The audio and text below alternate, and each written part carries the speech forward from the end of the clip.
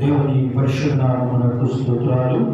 పురోక్షణాలు చూపిస్తున్నా ఈ సమయంలో మనం చదువుకున్న 133వ కీర్తనను మనం ధ్యానం చేసుకున్నాము.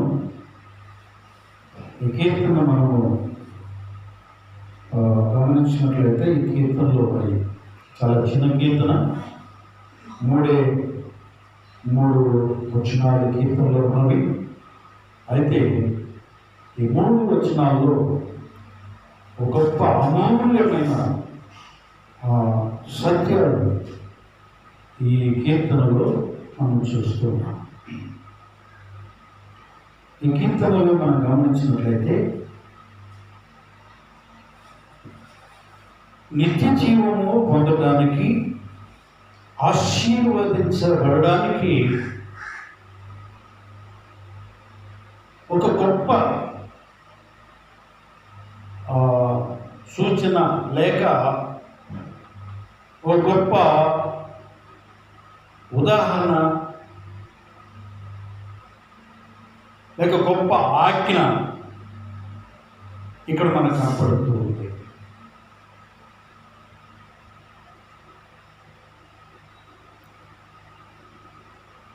ఈ ఉదాహరణ చూసిన ఇవన్నిటికంటే కూడా ఆజ్ఞనే చాలా సంక్షిప్తంగా ఉంటున్నాను. నీవు దీవించబడాలి అన్నా, నిత్య జీవాన్ని పొందుకోవాలి అన్నా, దేవుని రాజ్యములో ఉండాలి అన్నా, ఈ కీర్తనలో చెప్పబడిన వాటిని తప్పకుండా చెయ్యాలి అని దేవుడు ఆజ్ఞాపిస్తూ ఉన్నాడు. దేవునికి స్తోత్రం, హల్లెలూయా. సలహా చెప్తున్నాడు అంటే ఆ సలహాను పాటిస్తే పాటించవచ్చు, లేకుంటే మానేయవచ్చు. నీకు ఇష్టమైతే పాటించవచ్చు, కష్టమైతే మానేయవచ్చు. లేక ఏదన్నా ఓ రకంగా ఆలోచన రకంగా ఏదైనా ఇలా చెయ్యి అని చెప్పాడంటే అది కూడా నీ ఇష్టం. కానీ ఆజ్ఞ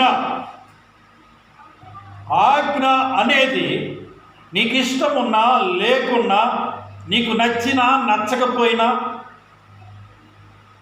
నీకు చేయాలనిపించినా చేయాలనిపించకపోయినా తప్పనిసరిగా చేసి తీరాల్సిందంతే. దీనికి తిరుగులేదు, ఆజ్ఞకు తిరుగులేదు.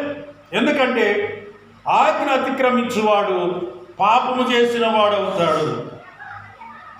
కాబట్టి దేవుడు ఆజ్ఞాపిస్తున్నాడు, ఆ ఆజ్ఞను మనం అనుసరించాలి. ఈ కీర్తనలో ఆయన ఏమి చెయ్యమని ఆజ్ఞాపిస్తూ ఉన్నాడో దానిని చేయడం ద్వారా మనము ఆశీర్వాదానికి, నిత్య జీవానికి వారసులం అవుతాం. దేవునికి స్తోత్రం, హల్లెలూయా. ఏం చేయమంటున్నాడు? ఇక్కడ 2 ప్రాముఖ్యమైన విషయాలు చెప్పాడు. 2 ప్రాముఖ్యమైన విషయాలు. మొదటి 2 వచనాలలో మనం గమనించినట్లయితే ఐక్యత, సహోదరులు ఐక్యత కలిగి నివసించుట ఎంత మేలు, ఎంత మనోహరము అని ఐక్యతను గురించి చెప్తున్నాడు. సహోదరులు ఐక్యతగా ఉండాలి, ఐక్యతగా ఉంటే మేలుంది, ఐక్యతగా ఉంటే మనోహరంగా ఉంటుంది అని చెప్తూ, ఈ ఐక్యతను గురించి చెప్తూ ఇక్కడ ఒక అభిషేక తైలాన్ని గురించి మాట్లాడుతున్నాడు దేవుడు. దేవునికి స్తోత్రం, హల్లెలూయా. ఆ ఐక్యత ఎలా ఉండాలి, ఆ ఐక్యత ఉండడం ద్వారా ఎలాంటి ఆశీర్వాదం వస్తుంది అనేదానికి, ఆ ఐక్యత ఎలా ఉండాలో, ఎలా ఉంటే ఆశీర్వాదం వస్తుందో చెప్తున్నాడు. అది ఆరోను తల మీద పోయబడి గడ్డం మీదగా కారి అంగీల అంచు వరకు దిగజారిన పరిమళ తైలము వలె ఉండును. దేవునికి స్తోత్రం. ఈ అభిషేక తైలాన్ని గురించి చెప్తున్నాడు. అసలు ఐక్యతకును అభిషేక తైలమునకును ఏంటి సంబంధం? అభిషేకాన్ని ఐక్యతను గురించి చెప్తూ ఐక్యతగా ఎలా ఉండాలో దాన్ని వివరించాలి. కానీ అభిషేక తైలాన్ని గురించి మాట్లాడుతూ ఉన్నాడు ఇక్కడ కీర్తనాకారుడు. ఎందుకు అభిషేక తైలాన్ని గురించి చెప్పాడు అని మనం గమనిస్తే, అసలు ఈ అభిషేక తైలము ఎలా తయారు చేయబడుతుందో మనం గమనించాలి. చూడండి, నిర్గమాకాండము 30వ అధ్యాయము 22వ వచనము నుండి మనం గమనించినట్లయితే ఇక్కడ 4 వస్తువులను గురించి చెప్తూ ఉన్నాడు. నిర్గమాకాండము 30వ అధ్యాయము 22వ వచనము నుండి ఈ అభిషేక తైలమును, పరిమళ తైలమును ఎలా తయారు చేయాలో, తయారు చేయడానికి ఏ ఏ వస్తువులను వాడాలో దేవుడు చెప్తున్నాడు. ఏం చెప్తున్నాడు అక్కడ అభిషేకానికి వాడవలసిన వస్తువులు ఏ వస్తువులంట? నిమ్మగడ్డి నూనె, అలాగే లవంగి పట్ట, అలాగే ఒలివ నూనె, అలాగే మరి ఇంకోటి ఏంటి చదవట్లేదమ్మా, తీసావా? మరేం చెప్తున్నావు?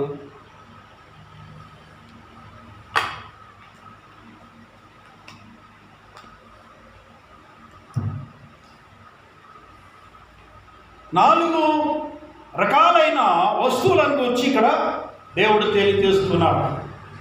ఈ 4టిని తీసుకోవాలి. ఎలా తీసుకోవాలి 4టిని అంటే వాటి పరిమాణం చెప్పాడు. ఒకటి 500 తులములను, మరొకటి 250 తులాలను, మరొకటి 500 తులాలను, మరొకటి కొన్ని పళ్ళను తీసుకోవాలని చెప్పాడు. ఇక్కడ తీసుకునే విషయంలోనే కొన్ని ఒకే లెక్కన, ఒకే సమానమైన లెక్కలో తీసుకోవడానికి చెప్పలేదు. కానీ 4 రకాలైన కొలతలు ఇక్కడ ఇచ్చాడు దేవుడు. ఎందుకు అంటే అన్ని సమానంగా ఎందుకు తీసుకోలేదు? 4 రకాలుగా ఎందుకు తీసుకోవాల్సి వచ్చింది అని మనం గమనించినట్లయితే, ఈ 4 వస్తువులు 4 రకాలైన వ్యక్తులకు గుర్తుగా కనపడుతూ ఉన్నాయి. దేవునికి స్తోత్రం. ఈ 4 వస్తువులు 4 రకాలైన వ్యక్తులకు గుర్తుగా కనపడుతూ ఉన్నాయి. 4 ఒకే రీతిగా ఉండరు. ఒకరు మంచి జ్ఞానం కలిగిన ఉంటారు, ఒకరు మంచి మాటకారి అయి ఉంటారు, ఒకరు మౌనంగా ఉండేవాళ్ళు ఉంటారు, కొందరు అల్లరల్లరిగా ఉండేవాళ్ళు ఉంటారు, కొందరు బాగుండేవాళ్ళు ఉంటారు, కొందరు బాగోని ఉంటారు, కొందరు అందంగా ఉండేవాళ్ళు ఉంటారు, కొందరు అందహీనంగా ఉంటారు, కొందరు లోబడేవాళ్ళు ఉంటారు, కొందరు తిరుగుబాటు చేసేవాళ్ళు ఉంటారు. ఇలాగా మనిషికి వ్యత్యాసము ఉంటుంది. కాబట్టి ఆయా వ్యక్తులను బట్టి, ఆయా వస్తువులను బట్టి వాటిని వాటి పరిమాణం చొప్పున తీసుకోవాలి. తీసుకొని ఈ 4టిని కలిపి ఒక ప్రత్యేకమైన తైలమును తయారు చేయాలి. ఇప్పుడు ఈ 4టిని, ఈ 4 నూనెలను కలిపినప్పుడు, ఈ 4 నూనెలు కలిపినప్పుడు అదొక ప్రత్యేకమైన నూనెగా తయారవుతుంది. ఎలా తయారవుతుంది? ఇప్పుడు దానిలో నిమ్మగడ్డి నూనె కలిసింది, లవంగి పట్ట కలిసింది, అలాగే ఒలివ నూనె కలిసింది, అలాగే అగరు చెక్క కలిసింది. దాని రుసులను బట్టి 4 రకాలైన రుసులు ఉన్నాయి, 4 రకాలైన వాసనలు ఉన్నాయి, 4 రకాలైన రంగులు ఉన్నాయి. ఈ 4 కలిపినప్పుడు ఈ 4 కలిసి ఒక ప్రత్యేకమైన కలర్కి వస్తాయి. 4 రంగులు కలిసి ఒకే రంగుకి వస్తుంది. అది ఒక ప్రత్యేకమైన రంగుగా ఏర్పడుతుంది. 4 రుచులు కలిపి ఒక రుచి ఏర్పడుతుంది. అది ఒక ప్రత్యేకమైన రుచి. 4 వాసనలు కలిపి ఒక వాసన ఏర్పడుతుంది. అది ఒక ప్రత్యేకమైన వాసన. కాబట్టి 4 కలిసిపోతాయి. ఇప్పుడు వాటిలోండి దేనిని ప్రత్యేకించి తీయడానికి వీళ్ళే. ఒకవేళ ప్రత్యేకించబడాలి అంటే ఒలివ నూనె, నా రంగు, నా రుచి, నా వాసన కనిపించాలి, వీళ్ళకంటే నేనే ఎక్కువగా ఉండాలి అనుకుంటే అది ఒలివ నూనె అవుతుంది, కానీ అభిషేక తైలము కాదు. అలాగే లవంగి పట్ట నా రుచి, నా రంగు, నా వాసన కనపడాలనుకుంటే అది లవంగి పట్టైన అవుతుంది, కానీ అభిషేక తైలము కాదు.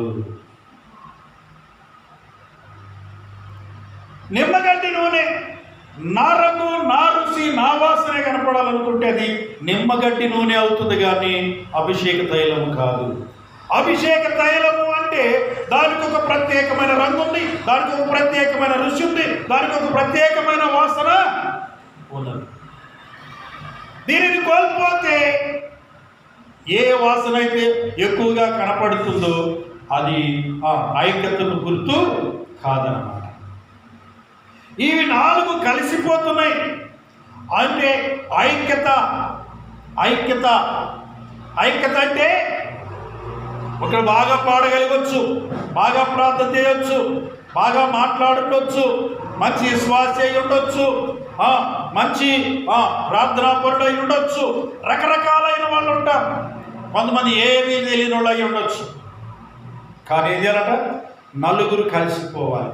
ఒకరి మనస్తత్వం ఇంకో రకం ఉంటుంది, ఒకరి మనస్తత్వం లోబడే పరిస్థితి ఉంటుంది, ఒకరి మనస్తత్వం హెచ్చించుకునే పరిస్థితి ఉంటుంది, ఒకరి మనస్తత్వం నేనే అన్నట్టుగా ఉంటుంది.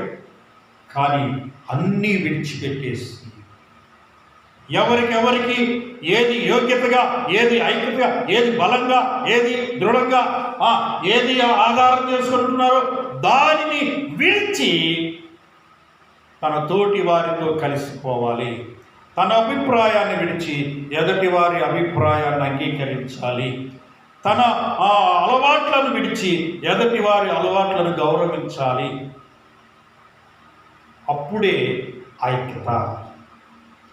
అది కలిసిపోవడం ఐక్యత. విడదీయడానికి వీలు లేకుండా కలిసిపోవాలి. ఇప్పుడు ఆ 4 నూనెలను కలిపిన తర్వాత సపరేట్గా మళ్ళీ ఏ నూనెకి ఆ నూనె తీగలమా? తీలం. అది తీయటం ఎవరి తరం కాదుగా. అలాగే ఐక్యత అంటే నలుగురు అభిప్రాయాలు కలిసి నలుగురు కలిసిపోవాలి. సంఘములో ఉన్న విశ్వాసులందరూ కలిసిపోవాలి. ఒకరినొకరు గౌరవించుకోవాలి, ఒకరినొకరు అవమానించుకోవాలి, ఒకరినొకరు ఆదరించుకోవాలి, ఒకరినొకరు బలపరుచుకోవాలి, ఒకరినొకరు ప్రోత్సహించుకోవాలి, ఒకరినొకరు పురికొల్పుకోవాలి. అదే ఐక్యత. ఒకరినొకరు బలపరుచుకోవాలి, ఒకరిని గురించి ఒకరు గొప్పగా చెప్పుకోవాలి. అది ఐక్యత. నేనే లేకపోతే నా సంఘంలో ఇకేమీ లేదు, అన్నిటికీ నేనే అంటే అది ఐక్యత కాదు, అది అహంకారం అవుతుంది. అది అహంకారం అవుతుంది. ఐక్యత అంటే ఐక్యతగా కలిసిపోవడానికి మరొక ప్రాముఖ్యమైన విషయం ఏంటంటే కలవాలి అంటే దీన మనసు కలిగి ఉండాలి. దేవునికి స్తోత్రం. దీనత్వం కలిగి ఉండాలి. ఎవడు దీనుడై నా ఎదుట వణుకుచూ ఉండనో వాని యందు నేను దృష్టి ఉంచి ఉన్నానంటాడు దేవుడు. దేవునికి స్తోత్రం. హల్లెలూయా. దీనుడై ఉండాలి. ఈ దీనత్వాన్ని నేర్చుకోవాలి. ఎక్కడ నేర్చుకుంటావు ఈ దీనత్వాన్ని? ఎక్కడ నేర్చుకుంటావు?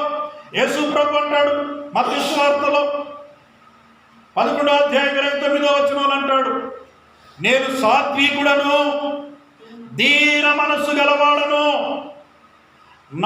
నా కాడి ఎత్తుకొని నా యొద్ద. నువ్వు దీనత్వాన్ని ఎక్కడ నేర్చుకోవాలంటే మనుషుల దగ్గర పోయి నేర్చుకోవడానికి ప్రయత్నం చేయబాకు. నీ పాస్టర్ గారి దగ్గర కానీ, నీ సంఘ విశ్వాసుల దగ్గర కానీ, నీ సంఘ పెద్దల దగ్గర కానీ, ఎవరి దగ్గర దీనత్వం కనపడదో నువ్వు నేర్చుకోవడానికి. నువ్వు దీనత్వాన్ని నేర్చుకోవాలంటే యేసయ్య దగ్గరికి వెళ్ళాలి. యేసయ్య కాడి ఎత్తుకోవాలి. అక్కడ నేర్చుకోవాలి దీనత్వం. ఆయన దీన మనసు కలిగిన వాడు. ఎవడు దీనుడవుతాడో వాడు కలిసిపోతాడు, తన తోటి వారితో కలిసిపోతాడు. తన తోటి వారితో ఏకమవుతాడు, తన తోటి వారిని గౌరవిస్తాడు, తన తోటి వారిని హెచ్చిస్తాడు, తన తోటి వారిని గొప్ప చేస్తాడు, తన తోటి వారి కొరకు త్యాగము చేస్తాడు. అహంకారి ఎప్పుడు లోబడడు. అహంకార దృష్టి ఎవరికి లోబడదు. దీనత్వం అనేది అది దేవుని నుండి వచ్చేది. మనం నేర్చుకోవడానికి దైవత్వములో నుండి వచ్చేది దీనత్వము. దైవత్వము మనకు నేర్పించేది దీనత్వము. అపవాది నుండి నేర్చుకునేది అహంకారం. అపవాది దగ్గర మనం నేర్చుకునేది అహంకారం. ఒకవేళ ప్రియ సహోదరుడా సహోదరి, నీలో అహంకారం ఉంటే, అహం ఉంటే, గర్వం ఉంటే అది సాతాను స్వభావం అని గ్రహించు. అది సాతాను స్వభావము, దైవ స్వభావం కాదు. దైవ స్వభావం అనేది దీనత్వము కలిగినది. దీనత్వాన్ని నేర్పిస్తుంది దైవ స్వభావం. దీనుడై ఉండాలి. యేసు ప్రభు కూడా ఏం చేశాడంట? దీనుడుగా ఈ లోకానికి వచ్చాడు.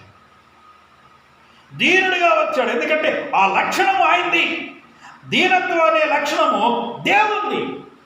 గర్వం అనే లక్షణం, ఆ గర్వ లక్షణం అనేది సాతానుది. సహోదరుడా సహోదరి, నువ్వు గర్విస్తున్నావా? దీనత్వం కలిగి ఉంటున్నావా? నిన్ను నువ్వు తగ్గించుకొని ఉంటున్నావా? హెచ్చించుకుంటున్నావా? గమనించు. ఒకవేళ నీలో గర్వం, దీనత్వం లేకుండా గర్వం ఉంటే, నీ గర్వం బట్టి నువ్వెవరితో కలవలేవు, ఎవరితో ఐక్యత ఉండలేవు, ఎవరితో సమాధానంగా ఉండలేవు, ఎవరితో సమాధానంగా ఉండలేవు కనుక, ఎవరితో ఐక్యతగా ఉండలేవు కనుక, ఐక్యత అనేది నీ జీవితానికి సరిపడదు కనుక ఆశీర్వాదం నీకుండదు, నిత్య జీవం నీకుండదు.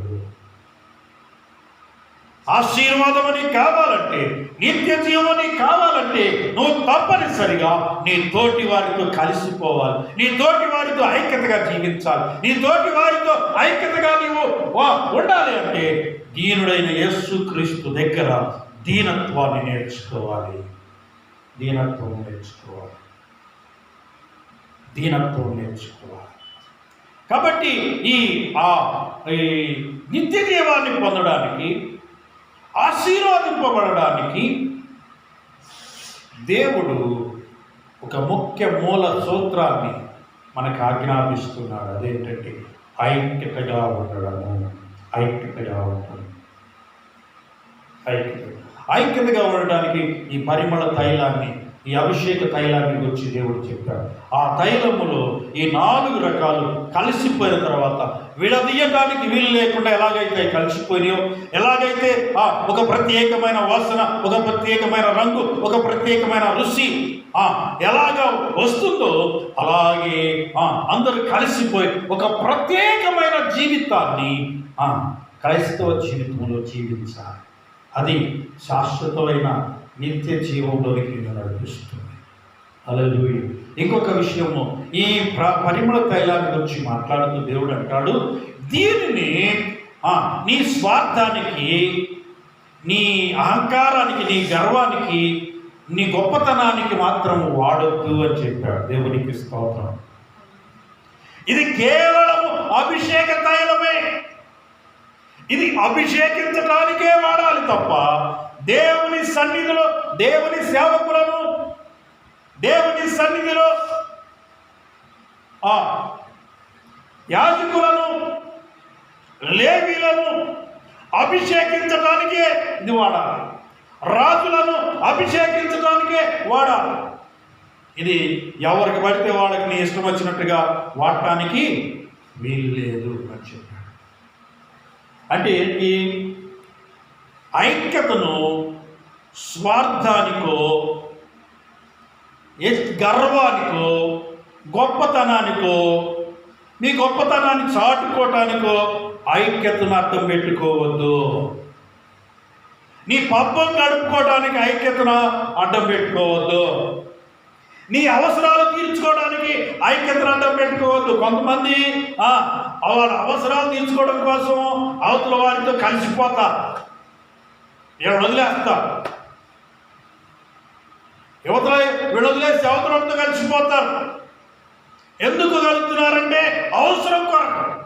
అవసరం తీరిన తర్వాత మరలా మామూలే. ఇలాంటి వాళ్ళు అసలు నమ్మకూడదు. ఒకరి దగ్గర చేరి వారితో ఉండి వారితో నేర్చుకొని వారితో జీవిస్తూ వారిని విభేదించి మరొకరి దగ్గరికి వెళ్ళారంటే వాళ్ళు స్వార్థంతో వెళ్తున్నారు. వాళ్ళు పబ్బం గడుపుకోవడానికి వెళ్తున్నారు, వారి అవసరాన్ని గడుపుకోవడానికి వెళ్తున్నారు. కనుక అలాంటి వారిని చేరనివ్వనేకూడదు. ఎందుకో తెలుసా? వారు చీడ పురుగులు లాంటి వారు. చీడ పురుగు చేరితే ఎంతలా వృక్షాన్నైనా చీల్చేసింది. ఒక్క కుచ్చితుళ్ళు చేరితే సంఘం నాశనం అయిపోద్ది అన్నమాట. ఇలాంటి కుచ్చితులను, ఇలాంటి చీడ పురుగులను సంఘములో చేరనివ్వకూడదు. ఏదో వస్తున్నారులే రాని, అందరు వ్యక్తి బాగుంటుంది, నా లెక్క బాగుంటుంది, నేను చెప్పుకోవడానికి ఎంతమంది ఉన్నారు, ఎంత గుంపు ఉందని చెప్పుకోవడానికి సరిపోద్ది అనుకోని కనుక ఒకవేళ ఇలాంటి వారిని చేరనిస్తే నీ సంఘం అయిపోయినట్టే, నీ పరిచర్య అయిపోయినట్టే, నీ బ్రతుకు అయిపోయినట్టే. ఇలాంటి వారిని చేరనివ్వకూడదు. ఐక్యతను నీ స్వార్థానికి ఉపయోగించకూడదు. అది దేవుని ఆరాధించడానికి, దేవుని సేవకులను తయారు చేయడానికి, దేవుని సేవ చేయడానికి, దేవుని కొరకు ఆత్మలను సంపాదించడానికి ఐక్యతను మనం ఉపయోగించాలి. దేవుని సన్నిధిలో జీవించడం కొరకు ఐక్యతను ఉపయోగించాలి. అంతేగాని స్వార్థానికి వాళ్ళతో వాళ్ళతో ఐక్యత ఉండొద్దు. అసలు ఐక్యత అంటే విడదీయరానిది. ఒకవేళ విడిపోయి ఇంకో చోటకి వెళ్ళిపోయి కలిసిపోతున్నాం అంటే అది ఐక్యత కాదు. అది ఐక్యత కాదు. అక్కడ కూడా గలవు నువ్వు, అక్కడ నువ్వు ప్రత్యేకమే, ఎక్కడ పోయినా నువ్వు ప్రత్యేకమే. ఎక్కడ గలవు నువ్వు, ఎక్కడ గలవు, ఎక్కడ నీకు ముడిపడదు. చివరికి అన్నిటికీ రెండింటికి చెడిపోయి చెడ్డవాడుగా మిగిలిపోవడమేనమాట. చెడ్డవాడుగా మిగిలిపోవడమే. ఐక్యత అనేది 4 రకాలైన వ్యక్తులతో, 4 స్వభావాలు కలిగిన వ్యక్తులతో కలిసిపోయేది. నీకులాగే వాళ్ళు ఉండాలనుకోవడం తప్పు. నువ్వు ప్రేమించినట్టయితే వాళ్ళు ప్రేమించాలనుకోవడం తప్పు. నువ్వు చూసినట్టే వాళ్ళు చూడాలనుకోవడం తప్పు. నువ్వు మాట్లాడినట్టే వాళ్ళు మాట్లాడాలనుకోవడం తప్పు. నువ్వు ఆలోచించినట్లే వాళ్ళు ఆలోచించాలనుకోవడం తప్పు. అలా అయితే అది ఐక్యత కాదు. అందరితో, లోబడే వాళ్ళతో, లోబడని వాళ్ళతో, వినేవాళ్ళతో, వినని వాళ్ళతో, దూషించే వాళ్ళతో, తిట్టే వాళ్ళతో, నిన్ను గురించి చెడ్డగా మాట్లాడేవారితో, అందరితో కలిసిపోయేదే ఐక్యత. ధీరత్వం అనేది కలవడానికే చూస్తుంది, గర్వం ఇడిపోవడానికి చూస్తుంది. ప్రియ సహోదరుడా, సహోదరి, నీలో ఉన్న గర్వము నిన్ను విడగొడుతుంది, సంఘాల నుంచి విడగొడుతుంది, దేవుని సన్నిధి నుంచి విడగొడుతుంది, చివరికి దేవుని రాజ్యం నుంచి కూడా నిన్ను విడగొట్టి నరకానికి నిన్ను తీసుకెళ్తుంది. కాబట్టి ఈ ఉదయ కాలంలో ప్రభు నీతో మాట్లాడుతున్నాడు. ఐక్యత కలిగి ఉండడము అది ఆశీర్వాదము, నిత్య జీవము. రెండవ విషయానికి వెళ్తే 3వ వచనంలో అంటున్నాడు ఐక్యత ఎలా ఉండాలి అంటే, ఐక్యత గురించి రెండవ చెప్తున్నాడు, అది ఎర్మోను మనసు అంట. సియోను పర్వతం మీదకి దిగివచ్చు, ఎర్మోను మనసు వలె ఉంటున్నాడు. దేవునికి స్తోత్రం, హల్లెలూయా. ఎర్మోను మనసు, సియోను పర్వతం మీదకి దిగి వస్తుందంట. ఎర్మోను మనసు. మనసు అనేది పవిత్రతకు, పరిశుద్ధతకు గుర్తయ్యేమని. ఐక్యతలో పవిత్రత ఉండాలి, ఐక్యతలో పరిశుద్ధత ఉండాలి. పాపంతో కలిసిపోయేది, దుర్మార్గంతో కలిసిపోయేది కాదు. కొంతమంది దేవుని సన్నిధికి వెళ్ళడానికి ఐక్యత ఉండదు. ఆ సంఘం అంటే ఈ సంఘానికి, ఈ సంఘం అంటే ఆ సంఘానికి ఐక్యత ఉండదు. ఏదో మరి వీళ్ళేదో కొట్టుకున్నట్టు, వీళ్ళేదో తగాదలాడుకున్నట్టు, లేకపోతే వీళ్ళతో వాళ్ళ సొమ్ము వీళ్ళు దోచుకున్నట్టు, వీళ్ళ సొమ్ము వాళ్ళు దోచుకున్నట్టు కలిసి ఉండరు. ఇక్కడే కలిసి ఉండలేకపోతే, ఇక్కడే కలిసి మాట్లాడుకోలేకపోతే, ఇక్కడే నువ్వు కలిసి వందనాలు చెప్పుకోలేకపోతే, అక్కడ సార్వత్రిక సంఘం ప్రపంచంలో ఉన్న సంఘాలన్నీ కలిపి ఒకే సంఘంగా ప్రభు దగ్గర ఉంటే అక్కడ ఎలా ఉండగలుగుతావు? అక్కడ దాకా వెళ్తే కదా ఉంటానికి అనుకోవచ్చు. అవును, ఇక్కడ కలవనప్పుడు అక్కడైతే హెల్ప్ వెళ్తావు, అక్కడ ఎట్లా ఉండగలుగుతావు? ఇక్కడ కలిసినప్పుడే, తోటి సంఘముతో పక్క సంఘంతో కలిసి ఐక్యతగా ఉన్నప్పుడే. మా సంఘం గొప్పది, ఆ సంఘం మంచిది కాదు.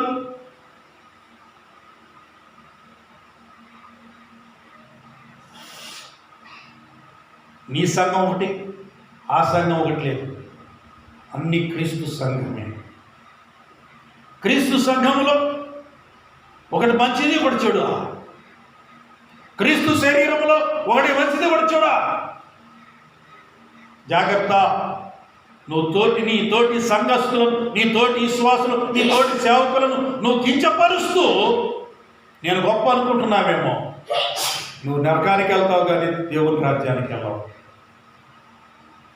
ఎందుకంటే దీనత్వం లేదు నీకు.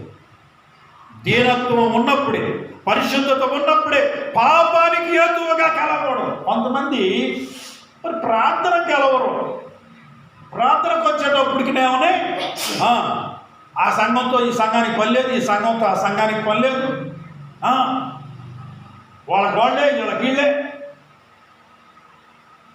వాళ్ళు పిలిస్తే వాళ్ళ ప్రార్థన పెట్టుకుంటే ఆడకపోయే పని లేదు, వీళ్ళు ప్రార్థన పెట్టుకుంటే వాళ్ళు వచ్చే పని లేదు. ఎంత దరిద్రము, ఎంత దరిద్రం ఇది! ఎంత పనికి మాలిన తనం ఇది!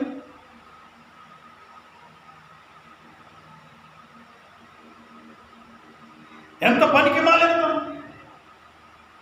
కానీ ఎన్ని స్వార్థానికి, రాజకీయంగానో లేకపోతే లోకంలో ఏదైనా జరుగుతుంటే వాటికైతే మనకి అందరూ ఏకమవుతారు. మళ్ళీ అందరు కలుగుతారు. ఐక్యతను నీ స్వార్థానికి, పాప భూయిష్టానికి, దౌర్భాగ్యమైన జీవితాలకు ఐక్యతను ఉపయోగిస్తే జాగ్రత్త, దేవుని ఉగ్రతకు గురి కావాల్సి వస్తుంది. ఇది గ్యారెంటీ. దేవుని సన్నిధికి వెళ్ళడానికి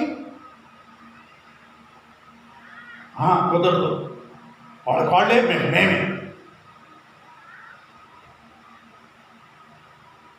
వాళ్ళే మాకు మేమే. వాళ్ళకి మేము వెళ్ళాం. ఎక్కడ నీ ఆవశ్యకత? ఆ సంఘం క్రీస్తు సంఘం కాదా? ఆ సంఘంలో బోధించేది క్రీస్తు వాక్యం కాదా? వాళ్ళు నమ్మింది క్రీస్తును కాదా? జాగ్రత్త. క్రీస్తును విభజిస్తున్నావు. క్రీస్తు శరీరాన్ని ముక్కలు చేస్తున్నావు. ఏ సంఘములో ఉన్నా, ఏ సంఘమైనా అందరూ క్రీస్తు శరీరమే. ప్రతి సంఘాన్ని గౌరవించడం నేర్చుకోవాలి. ప్రతి సంఘంలో ఉన్న విశ్వాసిని గౌరవించడం నేర్చుకోవాలి. ప్రతి సంఘ కాపరిని గౌరవించడం నేర్చుకోవాలి. కత్తి పెద్ద ఆయన, కత్తి పలుకుబడి కలిగిన ఆయన, కత్తి మంచిగా ఉన్నాయనంటే ఆయనకి వంగి దండాలు పెడతాం. అదే నీ పాస్టర్ గారు వస్తే మంచం పెంచుకోలేడు. జాగ్రత్త. దైవజనుడు పెద్ద ఆయన, పేరున్నాయన కాదు దేవుడు పిలిచింది. ఆయన ఎలా పిలిచాడు? నీ సంఘ కాపరిని, నీ దైవజనుడు కూడా అలాగే పిలిచాడు. నీ దైవజనుడు గౌరవించలేనప్పుడు, ఆయన చిన్నోడు కావచ్చు, వయసులో చిన్నోడు కావచ్చు, వాక్యం చెవటంలో తక్కువడు కావచ్చు, ప్రార్థన చేయడంలో తక్కువడు కావచ్చు, ఆయన ఎగిరినట్టుగా ఆయన ఎగరకపోవచ్చు, ఆయన వాడినట్టు ఈయన వాడకపోవచ్చు, ఆయన ఆడినట్టు ఈయన ఆడకపోవచ్చు. అంత మాత్రాన ఆయన దైవజనుడు, ఈయన దైవజనుడు కాదని వాడు. కొంతమంది అతి వినయం దుర్త లక్షణం అంట. అతి వినయం ప్రదర్శిస్తూ ఉంటారు. ఆ సేవకురాంగలు వంగి దండాలు పెట్టడం, మూటలు మోయడం.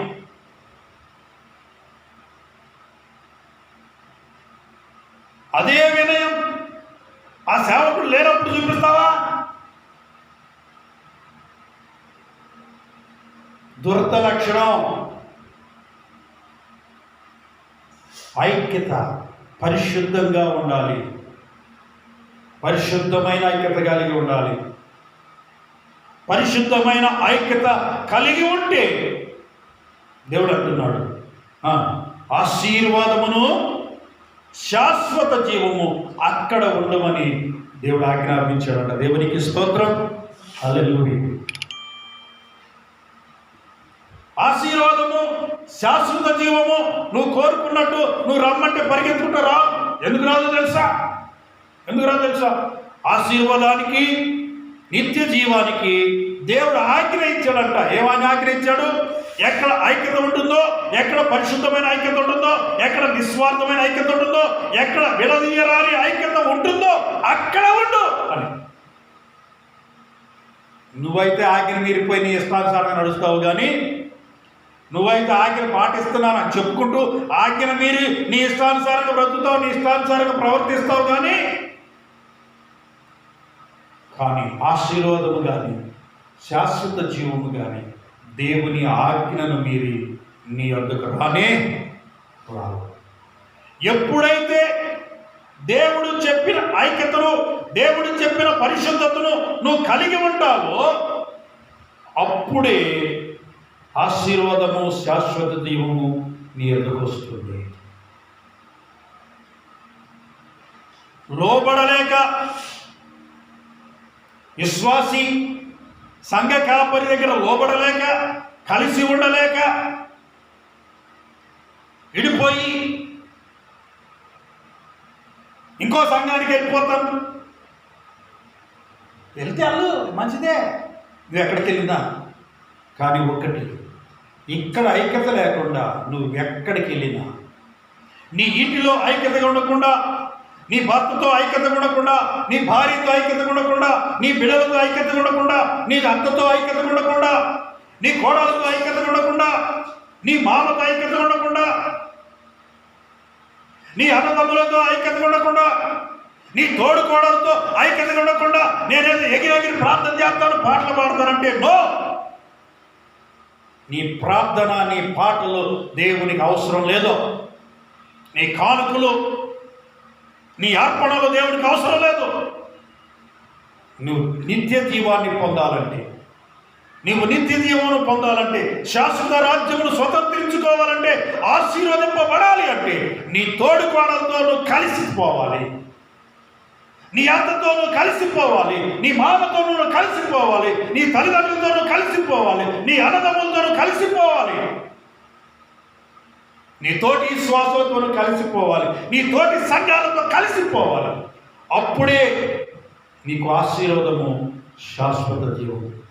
లేకపోతే నువ్వు ఎన్నాళ్ళు ప్రార్థన చేసినా, ఎన్నాళ్ళు చర్చికి వెళ్ళినా, ఎన్ని కానుకలు ఇచ్చినా, ఎన్ని పనులు చేసినా చివరికి ఆశీర్వాదాన్ని పోగొట్టుకుంటావు, శాశ్వత జీవాన్ని పోగొట్టుకుంటావు. అనుకుంటున్నావేమో, నేను బాగా పాటలు పాడుతున్నానులే, ప్రార్థన చేస్తున్నానులే, బాప్తిసం తీసుకున్నానులే, ప్రభు బల్లో పాలు పొందుతున్నానులే, వెళ్ళిపోతానులే అనుకుంటున్నావేమో.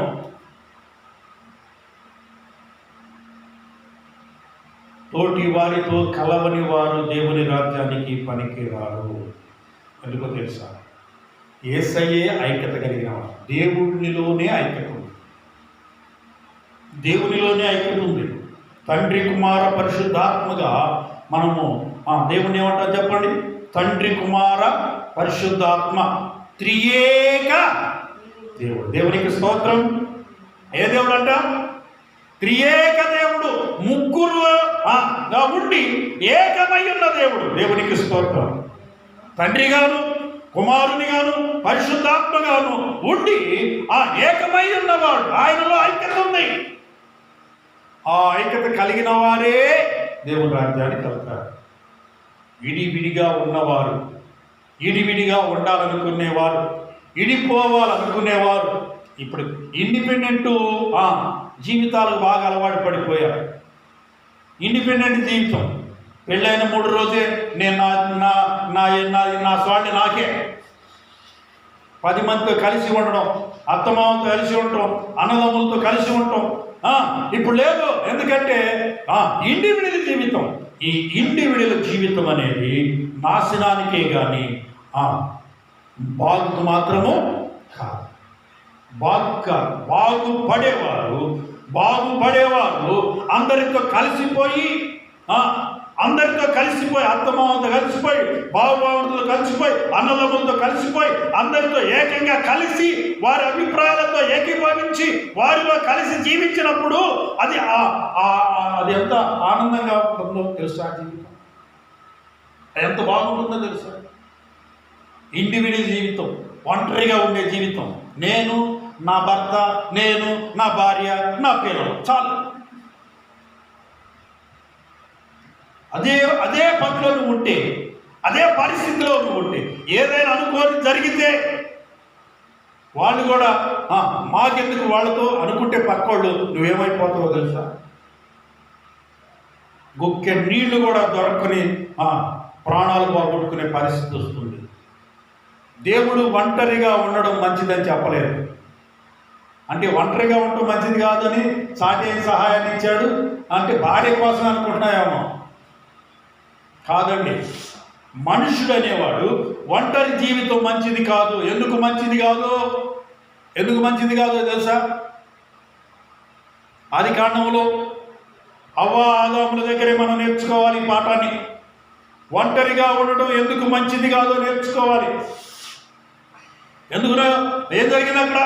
ఒంటరిగా ఉండడం మంచిది కాదని వారు ఇరువురిని దేవుడు ఏకం చేశాడు. అయితే ఒకరోజు ఏమైందంట, అవ్వమ్మ భర్తను వదిలిపెట్టేసి ఒంటరిగా వెళ్ళిందంట. ఎక్కడికి? తోటలో సంచారం చేయడానికి.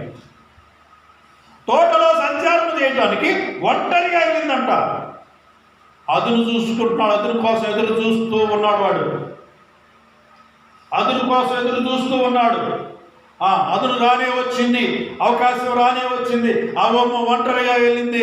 అవ్వమ్మను పట్టుకున్నాడు, శోధించాడు, పడగొట్టేశాడు, పాపంలోకి నెట్టేశాడు. అందుకు ఒంటరిగా ఉండకూడదు.